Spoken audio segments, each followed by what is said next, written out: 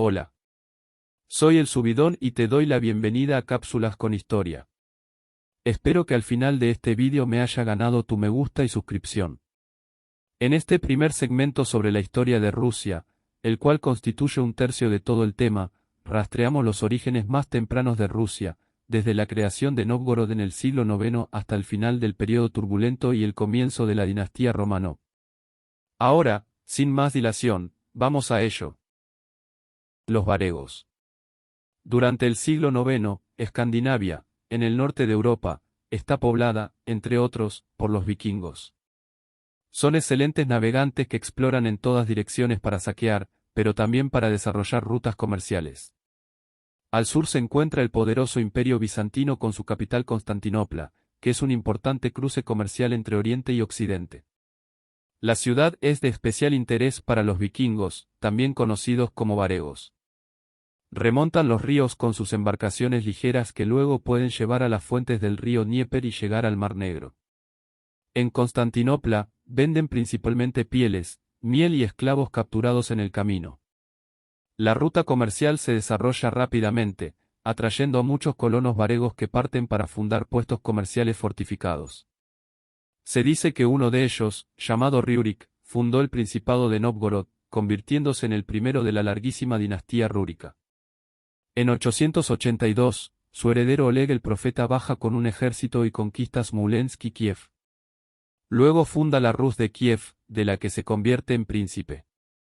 El nuevo estado incluye principalmente tribus eslavas y finesas. Rus, de Kiev. En el sureste, la tensión aumenta con el rico reino de los jázaros, que controla la importante ruta comercial del Volga. En 964, Sviatoslav lanza una expedición militar contra estos últimos. Tras someter a los búlgaros del Volga, destruye la capital házara, Itil, y luego confirma su dominio sometiendo al imperio búlgaro en los Balcanes. Pero el reino de los jázaros, debilitado, ya no puede bloquear a las tribus nómadas de Asia Central que vienen a instalarse en el sur de la Rus de Kiev. Entre ellas están los pechenegos que matan a Sviatoslav en una emboscada en el 972. La Rus de Kiev se divide entre los tres hijos herederos y estalla una guerra fratricida. Vladimir, el príncipe de Nóvgorod, huye a Escandinavia, donde forma un ejército de mercenarios. Regresa, se apodera de Kiev, mata a su hermano y toma el título de Gran Príncipe de Kiev. En el sur, el Imperio Bizantino, ya en guerra con los búlgaros, sufre una insurrección. El emperador pide ayuda a Vladimir y este envía 6.000 guerreros. A cambio, Vladimir pide la mano de la hermana del emperador. Pero para poder casarse, tiene que romper con el paganismo y convertirse al cristianismo. Tras su bautismo y matrimonio, el cristianismo de rito bizantino se convierte en la religión oficial de la Rus de Kiev, bajo la autoridad del patriarca de Constantinopla. Los principados rusos. Tras la muerte de Vladimir, estalla una nueva guerra fratricida que favorece a Yaroslav el Sabio. Bajo su reinado, el territorio de la Rus de Kiev sigue expandiéndose y se elimina la amenaza pechenegiana. En 1054, tras las tensiones entre Roma y Constantinopla, la cristiandad se divide entre las iglesias ortodoxa y católica. Esto amplía aún más la brecha entre los eslavos de la Rus de Kiev y los eslavos polacos que se han convertido al catolicismo. Yaroslav, que tiene muchos hijos, teme una nueva guerra fratricida tras su muerte. Decide entonces dividir la Rus de Kiev en varios principados que reparte entre sus hijos en los que tiene más confianza. El hijo mayor obtiene el título más importante de Gran Príncipe de Kiev. Tras su muerte, el hijo menor toma el puesto y los príncipes cambian de trono. Este nuevo reparto del poder con una rotación provoca durante varias generaciones muchas guerras internas que agotan y dividen a la Rus de Kiev. Por otro lado, la religión ortodoxa gana en importancia y refuerza la identidad rusa. En las grandes ciudades, las asambleas populares, llamadas veches, y los aristócratas, llamados boyardos, forman contrapoderes. En Nóvgorod, los boyardos ganan influencia y tras rechazar a su príncipe, obtienen la independencia de la República de Nóvgorod. Aquella vive principalmente del comercio de pieles y extiende su influencia hacia el norte, abarcando las tribus finesas. En 1157, Andrei Bogolyubsky se convierte en príncipe de Vladimir Suzdal. Amenazas católicas y mongolas. En Europa Occidental, la religión católica es cada vez más ofensiva. El Papa lanza las cruzadas bálticas, destinadas a convertir a los pueblos paganos alrededor del mar Báltico. Los caballeros germánicos fundan Riga y comienzan su conquista. Al mismo tiempo, una cuarta cruzada, inicialmente enviada a Tierra Santa, es desviada a Constantinopla. La ciudad es asediada y saqueada. El Imperio bizantino se divide y la Rus de Kiev pierde un importante aliado. En Oriente, el Khan de los cumanos es atacado por caballeros desconocidos procedentes del lejano Oriente llamados mongoles.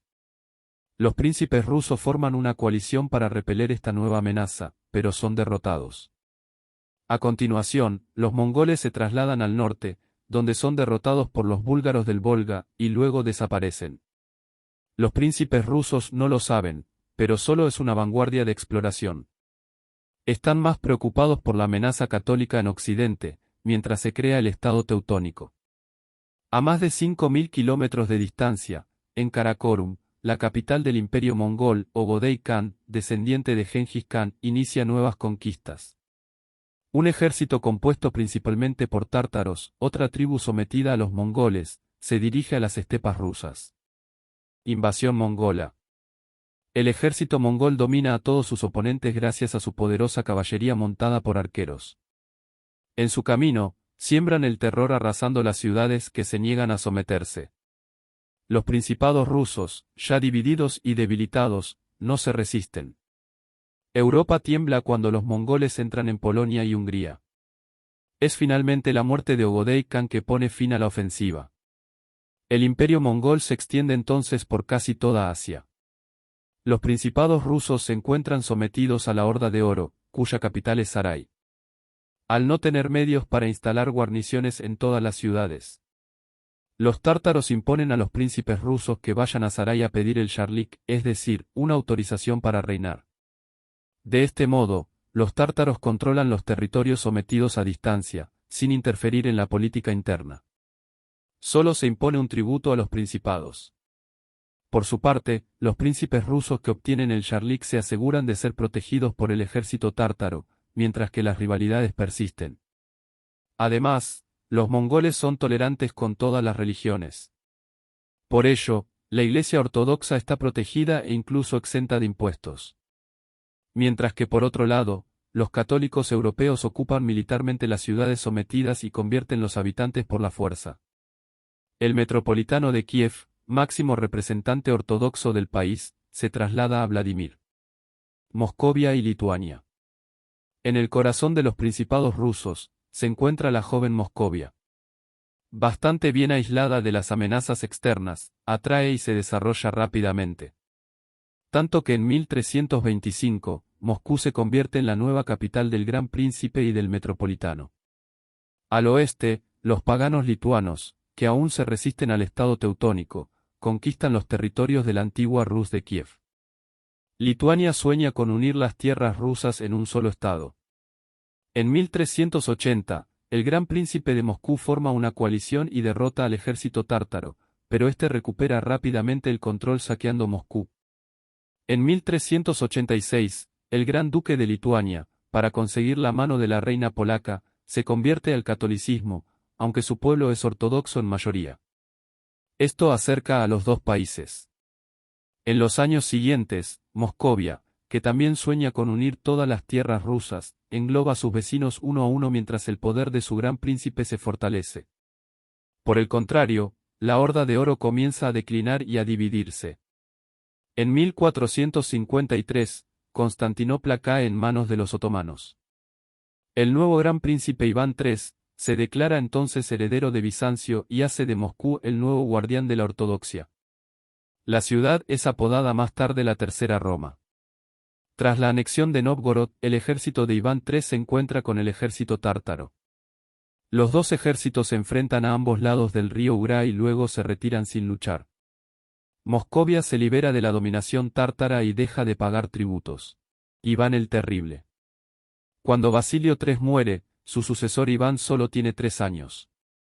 La madre de Iván toma entonces las riendas del país, pero 5 años después muere misteriosamente. Iván está convencido de que fue asesinada por boyardos, se vuelve entonces sospechoso y cruel. Su objetivo es hacerse con todos los poderes. En 1547, es coronado zar de todas las Rusias. La palabra zar viene del latín César. Todo el pueblo está ahora al servicio incondicional de Iván el Terrible. Reanuda las conquistas y se apodera de los kanatos musulmanes de Kazán y Astracán. En el norte, tras la exploración del Mar Blanco por marineros ingleses, el zar autoriza el comercio entre ambos países. En el este, se ofrecen inmensas tierras a la familia Stroganov para la explotación de minas de sal y el comercio de pieles. En el sur, a pesar de las numerosas incursiones mortales del Kanato de Crimea, Iván decide no contraatacar porque Crimea es vasalla del poderoso Imperio Otomano. En cambio, Iván se dirige a Livonia para obtener un mejor acceso al mar Báltico y al comercio europeo. Tras un comienzo victorioso, Polonia, Lituania, Suecia y Dinamarca-Noruega intervienen y se apoderan del territorio. Asediado y cada vez más paranoico, Iván el Terrible instaura un régimen de terror, arrestando y ejecutando a todos los que sospecha que están en su contra. Mata al metropolitano, arrasa Nóvgorod y su locura le lleva incluso a matar a su propio hijo heredero. El fin de los Rurikovich. Después de un tratado de paz con Polonia-Lituania, que se convierte en la República de las Dos Naciones, Iván el Terrible muere. Fracasó en Livonia, pero logró instaurar un régimen autocrático. Su otro hijo, Teodoro, obtiene el título de zar, pero es de mente simple y no es apto para el cargo. Su cuñado Boris Godunov asume el poder indirectamente. Al este, la familia Stroganov financia expediciones dirigidas por cosacos, es decir, exploradores mercenarios y belicosos encargados de colonizar nuevos territorios más al este. Sin grandes obstáculos naturales ni resistencia, se desplazan rápidamente y fundan puestos de avanzada a lo largo de los ríos. En 1591, el último hijo de Iván el Terrible, Dmitri Ivanovich, muere misteriosamente a la edad de 8 años. Muchos acusan a Boris Godunov de haber organizado el asesinato para hacerse con el título de zar. 7 años más tarde, Teodoro I muere sin descendencia, la dinastía de los Rurikovich se extingue después de 7 siglos de reinado. Periodo tumultuoso. Boris Godunov es elegido zar. Pero rápidamente se encuentra en dificultad por una de las peores hambrunas de la historia del país. Para intentar aumentar la producción de alimentos, refuerza la servidumbre de los campesinos, prohibiéndoles abandonar las tierras de sus señores. Boris es cada vez más aislado e impopular. Entonces un joven monje llamado Grigorio Trepiev huye de su monasterio y se dirige a Kiev. Allí afirma ser Dmitri Ivanovich, el hijo menor de Iván el Terrible, que se supone que murió 12 años antes. El impostor es recibido por el rey de Polonia, a quien pide ayuda para hacerse con el trono ruso. Pero Polonia, ya en guerra con la Suecia protestante, no quiere alienar a Rusia. El impostor le promete entonces tierras rusas y la conversión de Rusia al catolicismo. Entonces obtiene suficiente dinero para formar un pequeño ejército compuesto principalmente por cosacos.